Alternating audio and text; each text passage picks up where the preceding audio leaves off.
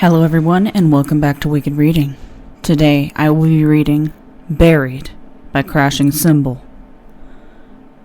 It was the summer of 1997 in Jacksonville, Illinois, when 8 children, all female between the ages of 5 and 10, had mysteriously disappeared from the town. Investigators used the majority of their force, additional special forces from Chicago, sniffer dogs, and just about every possible eyewitness they could acquire from the town, which was a shockingly low amount when you combine the case of all 8 girls.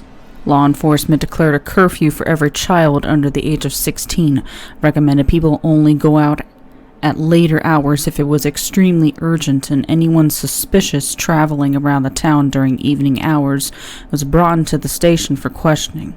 However, evidence ended up futile and inconclusive, with the case eventually being declared cold by the end of the year. Eventually, 3 years later, the investigation was called back into the spotlight after a local Caucasian male by the name of David Almond had confessed to his role in the disappearance of all 8 girls to the Jacksonville Police Department. While he informed them of their disappearance, he was oddly reluctant and unresponsive when he was brought in for questioning by police. The man had little of a criminal record, other than 2 parking violations and a noise disturbance complaint from one of his neighbors.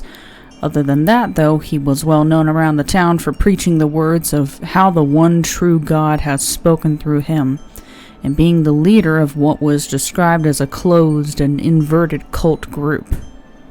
Anytime he was asked for the children's location, he would simply reply, "Buried."